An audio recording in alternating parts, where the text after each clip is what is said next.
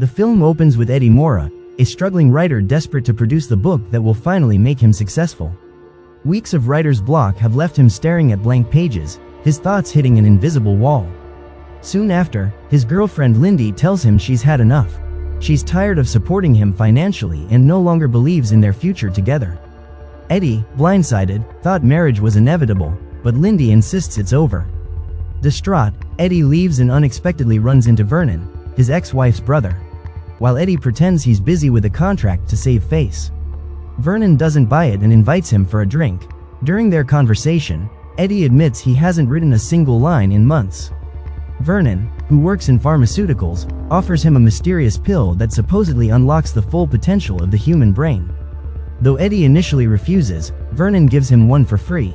Back at his apartment, Eddie decides he has nothing to lose and swallows the pill. Instantly, his mind sharpens. When confronted by his landlord's wife demanding rent, Eddie reads her emotions and quickly deduces she's struggling in law school. He helps her organize her notes, impressing her with clarity and speed. Returning home, Eddie is overwhelmed with energy. He cleans his filthy apartment, then sits down to write. Words flow effortlessly, and by nightfall he has produced pages of polished prose. But the next morning, the effect is gone. Still, his editor is astonished by the manuscript, leaving him multiple messages praising the work. Eddie realizes he needs more pills. He visits Vernon again, who appears beaten and admits the drug, called NZT, is illegal and unapproved. Eddie asks for more, but Vernon sends him on errands first. When Eddie returns, he finds Vernon murdered. Guessing the killer was after the pills, Eddie frantically searches the ransacked apartment and eventually discovers the stash hidden in the oven, along with cash. At the police station, Eddie claims he barely knew Vernon and is released. Back home, he takes another pill. His mind clears, the world sharpens, and with Vernon's money fueling his motivation, Eddie finishes his book in just 4 days. One pill a day transforms him completely. He becomes confident, fearless, and brilliant, mastering poker, piano, medicine, and the stock market. Everywhere he goes, he commands attention. The intoxicating sense of limitless power consumes him, and soon he sets his sights on something bigger. Studying the stock market, Eddie invests Vernon's last $800. Within days, he turns it into $7,000. Eddie quickly realizes that his rapid financial growth isn't enough. Banks refuse to lend him money because of his unstable past, so he turns to a Russian mobster named Gennady, who agrees to loan him $100,000 at steep interest. With the help of Kevin, a new acquaintance, Eddie secures a position that allows him to trade seriously on the stock exchange. Under the drug's influence, he becomes a flawless machine for market analysis, and by the end of the week, his account shows more than $2 million.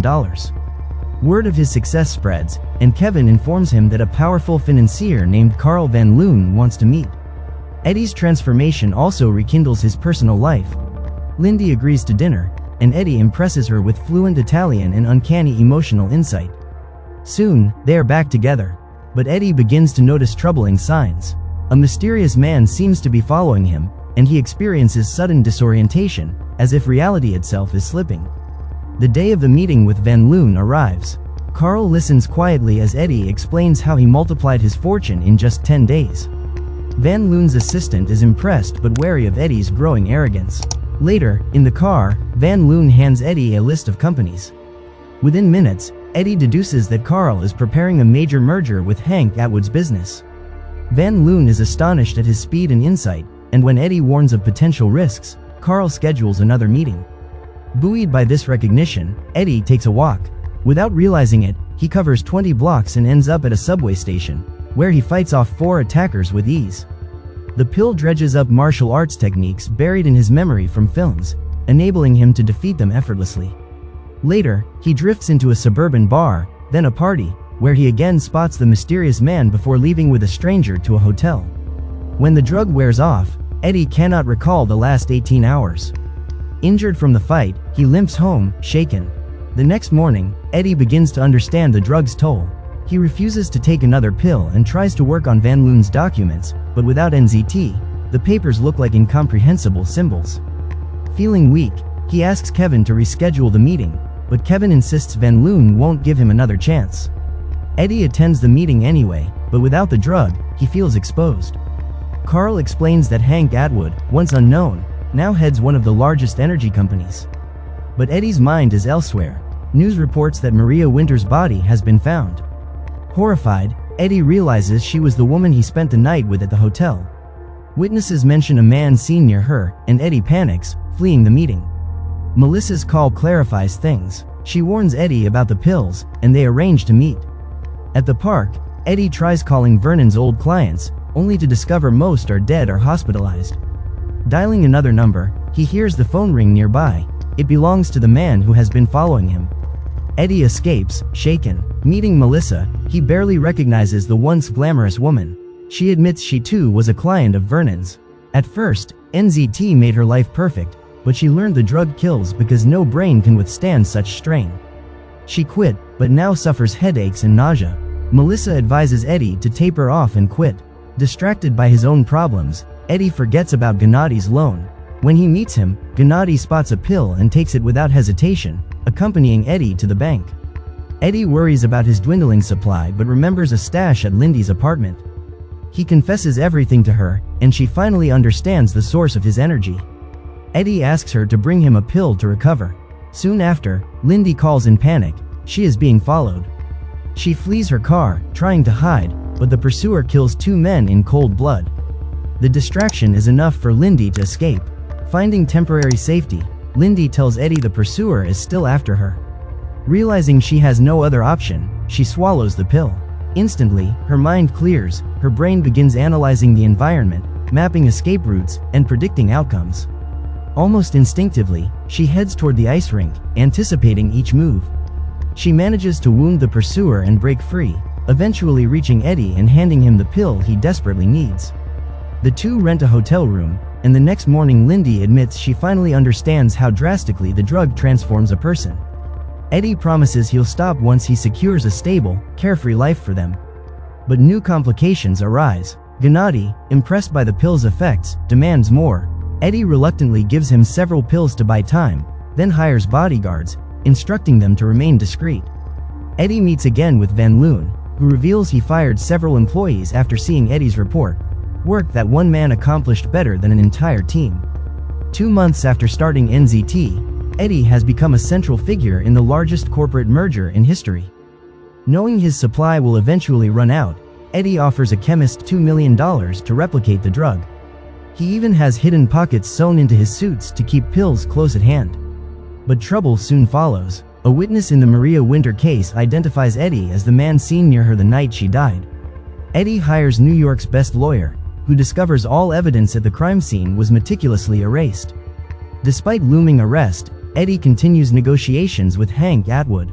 Afterward, he demands payment for his contribution. Van Loon now sees Eddie not just as an employee but as a strategic weapon, someone who can forecast markets years ahead and expose vulnerabilities in major corporations. Eddie's request for $40 million sounds less like business and more like a threat. To keep him close, Van Loon grants unlimited credit. Realizing the danger, Eddie buys a luxury apartment with advanced security, turning it into a fortress. But Gennadi resurfaces, demanding more pills and threatening to expose Eddie's connection to Maria Winter.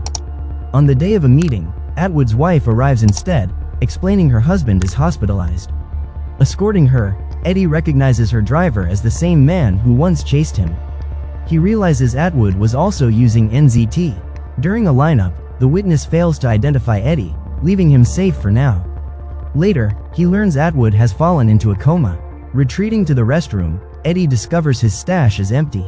Back at Van Loon's office, he receives a package containing a gruesome message, his bodyguard's severed hands, courtesy of Gennadi. At home, Eddie sees Morris Brandt on the news with Atwood's wife and realizes who betrayed him. A knock at the door confirms his fears. Gennadi demands entry. With no pills left, Eddie contemplates suicide, but he remembers one last pill hidden in a box. As the gang breaks in, Eddie frantically searches, finds it, but stumbles before taking it. Captured, he learns Gennadi has changed the method of ingestion to make the drug act faster. When Gennadi gets too close, Eddie strikes with a hidden knife, fatally wounding him. Exhausted, Eddie realizes the drug is in Gennadi's bloodstream. Pressing him to the floor, Eddie drinks the blood, absorbing NZT and regaining clarity. His mind sharpens, and he calculates his enemies' moves several steps ahead, defeating them. That evening, Atwood dies. Eddie informs his guard that Morris Brandt withheld the medicine that could have saved him. The guard vows revenge on the lawyer, while Eddie secures the drug once more. A year later, Eddie Mora is running for senator. Van Loon, recognizing Eddie's ambitions, confronts him. He reveals he bought the lab producing NZT, shut it down, and now controls its future. In exchange, he wants Eddie to serve the interests of his circle once he reaches the presidency. But Eddie calmly explains he anticipated this. He already set up multiple labs and gathered extensive information on Van Loon, preparing countermeasures. No matter how Carl tries to outmaneuver him, Eddie remains several steps ahead. To prove it, he predicts an accident in seconds, noting Van Loon's failing heart. Carl realizes surgery is inevitable. Unable to sway Eddie, he concedes defeat. Eddie, now free of Van Loon's control, goes to lunch. Ordering in Chinese, he no longer surprises Lindy. His brilliance has become his new normal. And that's the end of the movie. Please subscribe to my channel, it would mean the world to me. Also, remember to like the video and gently touch on the bell icon to receive a notification whenever I release a new video. While you are at it, leave a comment too, and I will see you in the next video.